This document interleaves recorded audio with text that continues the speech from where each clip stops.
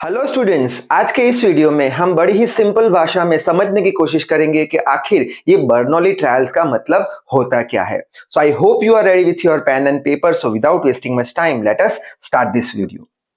तो Bernoulli trial का मतलब ये जो 4 पॉइंट है उनको अगर कंबाइन करते हैं तो वो एक्सप्लेन करते हैं बर्नौली ट्रायल यानी क्या। तो फर्स्ट पॉइंट क्या है, बर्नौली ट्रायल्स जो होते हैं वो ऐसे रैंडम एक्सपेरिमेंट होते हैं जिसके सिर्फ और सिर्फ 2 ही पॉसिबल आउटकम होते हैं। यानी कि एज फॉर एग्जाम्पल सपोज करते हैं एक कॉइन हमने लिया, कॉइन को हमने उछाला, उछाला यानी हमने क्या किया, रैंडम एक्सपेरिमेंट परफॉर्म किया। अब जब हम रैंडम एक्सपेरिमेंट परफॉर्म करेंगे तब सिक्के उछालने के लिए कौन से पॉसिबल आउटकम्स आएंगे, या तो हेड आएगा या तो फिर टेल आएगा। यानी कि अगर कोई रैंडम एक्सपेरिमेंट के सिर्फ और सिर्फ 2 ही पॉसिबल आउटकम है तो ऐसे एक्सपेरिमेंट को हम क्या बोल देंगे, बर्नौली ट्रायल बोल देंगे। दूसरी एक इंपॉर्टेंट बात कि बर्नौली ट्रायल के जो भी 2 आउटकम होंगे, जैसे कि हेड आया या फिर टेल आया, वो 2 आउटकम में से एक आउटकम को हम बोल देंगे सक्सेस, जिसे हम पी से डिनोट कर देंगे, स्मॉल पी से, और दूसरे को बोल देंगे फेलियर, जिसे स्मॉल क्यू से डिनोट कर देंगे। जैसे कि हम बोल देंगे कि अगर हेड आता है तो उसे सक्सेस बोल देंगे और टेल आता है तो उसे फेलियर बोल देंगे। और दूसरी एक इंपॉर्टेंट बात कि हमेशा बर्नौली ट्रायल में पी प्लस क्यू बराबर 1 होगा। जैसे कि अगर हेड आया तो उसकी प्रोबेबिलिटी कितनी होगी, सक्सेस की 1/2, टेल आया तो उसकी प्रोबेबिलिटी कितनी होगी, 1/2, 1/2 प्लस 1/2 करोगे तो 1 आ जाएगा, तो उस पे से हम बोल देंगे q is equal to 1 minus p होगा। नेक्स्ट इंपॉर्टेंट पॉइंट क्या है कि number of trials must be finite. यानी क्या कि जो भी हम एक्सपेरिमेंट कर रहे हैं सिक्का उछालने की, 1 बार उछाला, 2 बार उछाला, 50 बार उछाला, 100 बार उछाला, यानी कि जो हम नंबर ऑफ ट्रायल्स कर रहे हैं वो कैसे होने चाहिए, फाइनाइट होने चाहिए, जिसे हम गिन पाए ऐसे होने चाहिए, इनफाइनाइट नहीं होने चाहिए। तो ऐसे एक्सपेरिमेंट को हम बर्नौली ट्रायल बोल देंगे। नेक्स्ट पॉइंट क्या है, ट्रायल्स मस्ट बी इंडिपेंडेंट, यानी जो ट्रायल हम कर रहे हैं वो इंडिपेंडेंट होना चाहिए, एक्सपेरिमेंट कर रहे हैं वो इंडिपेंडेंट होना चाहिए, यानी एक इवेंट दूसरे पे डिपेंड ना करे। कैसे, जैसे कि एक बार हमने कॉइन उछाला, एक बार हमने क्या किया, एक बार हमने किया ट्रायल किया, एक बार ठीक है हेड आया।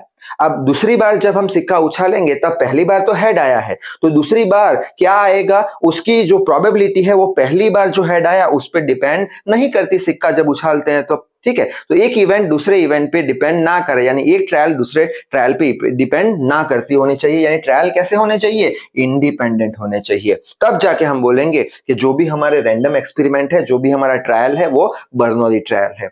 और आखिरी पॉइंट क्या है कि जो प्रोबेबिलिटी होगी सक्सेस और फेलियर की वो कैसी होनी चाहिए, कांस्टेंट हर एक ट्रायल में।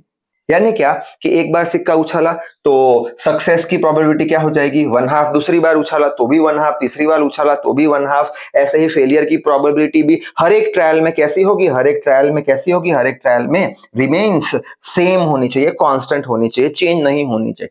तो अगर ये 4 पॉइंट सेटिस्फाई होते हैं तभी जाके हम बोलेंगे जो भी हम रैंडम एक्सपेरिमेंट कर रहे हैं वो क्या है, वो बर्नौली ट्रायल है। तो हमें याद क्या रखना है, हमें याद इतना ही रखना है कि बर्नौली ट्रायल यानी ऐसे रैंडम एक्सपेरिमेंट जिसमें 2 ही आउटकम होंगे, सक्सेस और फेलियर। सक्सेस को P से डिनोट करेंगे, फेलियर को Q से डिनोट करेंगे।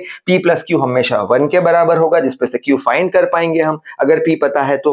दूसरी क्या बात याद रखनी है, बर्नौली ट्रायल यानी ऐसे ट्रायल जिसके नंबर ऑफ ट्रायल्स कैसे होंगे, फाइनाइट होंगे, यानी हम काउंट कर सकते हैं ऐसे होने चाहिए, इनफाइनाइट नहीं होने चाहिए।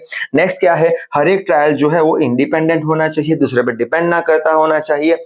और लास्ट में क्या है कि जो भी ट्रायल कर रहे हैं हम उसमें सक्सेस और फेलियर आने की जो प्रोबेबिलिटी है वो कैसी होनी चाहिए, सेम होनी चाहिए हर एक ट्रायल में। तब जाके बोलेंगे कि जो हमारा रैंडम एक्सपेरिमेंट है वो क्या है, बर्नौली ट्रायल है। कुछ और एग्जाम्पल देखते हैं बर्नौली ट्रायल के, अच्छे से और पिक्चर क्लियर होगा। जैसे कि फर्स्ट एग्जाम्पल है फ्लिपिंग अ कॉइन, यानी सिक्के को उछालना। 2 ही आउटकम आएंगे इसके भी पॉसिबल, यानी कि बर्नौली ट्रायल है। अभी हमने कंडीशन देखी, एक को सक्सेस बोल दिया, सक्सेस सपोज बोलते हैं, अगर हेड आता है तो सक्सेस बोल देंगे, सक्सेस को हम P से डिनोट कर देंगे, उसकी प्रोबेबिलिटी क्या हो जाएगी, 1/2 हो जाएगी।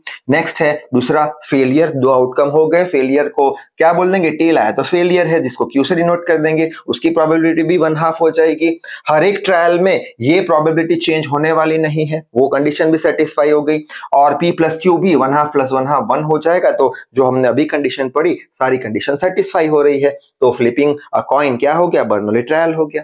नेक्स्ट क्या है, रोलिंग अ 6 साइडेड डाइस, हमारे पास पासा है उसको हम फेंक रहे हैं, ठीक है। तो उसमें सक्सेस क्या होगा, सक्सेस हम बोल देते हैं कि अगर 5 और 6 नंबर आया तो सक्सेस बोल देंगे, और दूसरा उसको हम पी से डिनोट कर देंगे, और फेलियर को क्या बोल देंगे, अगर 1 2 3 4 जो इसके अलावा के जो नंबर आए उसे हम फेलियर बोल देंगे। यहाँ पे भी दो पॉसिबल आउटकम ले लिए, यानी ये बर्नौली ट्रायल हो गया, सक्सेस को पी से और फेलियर को क्यू से डिनोट कर दिया।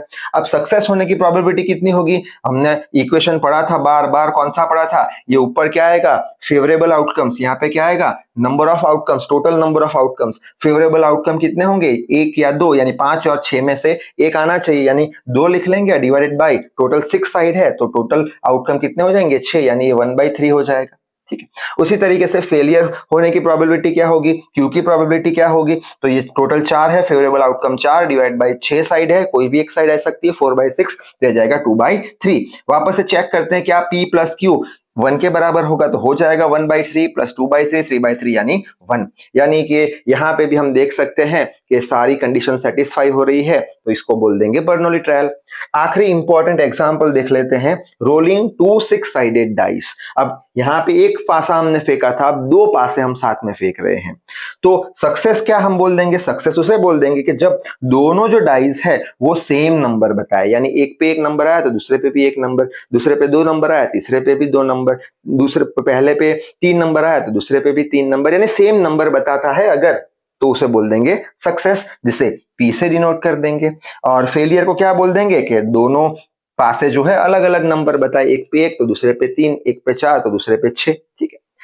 अब यहाँ पे सक्सेस को हम पी बोल देंगे, और सक्सेस होने की क्या प्रोबेबिलिटी हमें मिलेगी, तो यहाँ पे देखा है डाइस सेम नंबर बताते हो, सेम नंबर कितने केसेस में बता सकते हैं, 1 1 2 2 3 3 4 4 5 5 6 6, यानी फेवरेबल आउटकम्स कितने हो गए, 6। ठीक है। और टोटल आउटकम्स क्या होंगे, 2 पासे फेंक रहे हैं तो एक में 1 आया, दूसरे में 3 आया, इसमें 2 आया, इसमें 5, 6 आया, 1 आया, फिर 3 आया, फिर 2 आया, ऐसे करते करते 6 into 6 यानी टोटल आउटकम्स कितने हो जाएंगे अपने 36। तो इसका आंसर कितना आ जाएगा 1/6। अब कोई बोले कि फेलियर होने की प्रोबेबिलिटी क्या, तो अब दिमाग लगाने की जरूरत नहीं है, क्यों, हमने बर्नौली ट्रायल पढ़ा है। बर्नौली ट्रायल में हमने क्या पढ़ा है, P प्लस Q बराबर 1 होना चाहिए, P प्लस Q बराबर 1 होना चाहिए, यानी कि हम बोल देंगे Q is equal to 1 minus P। हमने अभी पढ़ा P plus Q Bernoulli trial में बराबर 1, हमें फेलियर की प्रोबेबिलिटी चाहिए, Q की चाहिए, तो यहाँ पे क्या कर देंगे 1 माइनस Q, P हमारे पास है कितना है 1/6 है, तो 1 माइनस 1/6 कितना आ जाएगा 5/6। ये चेक भी कर सकते हैं, 1/6 प्लस 5/6 P प्लस Q 1 के बराबर आ जाएगा। तो आई होप ये जो बर्नौली ट्रायल है उसके सारे कंसेप्ट आपके क्लियर हो चुके होंगे। तो इस वीडियो में बस इतना ही, नेक्स्ट वीडियो में हम बर्नौली थ्योरम के बारे में पढ़ेंगे। So till then read hard, work hard, thank you very much.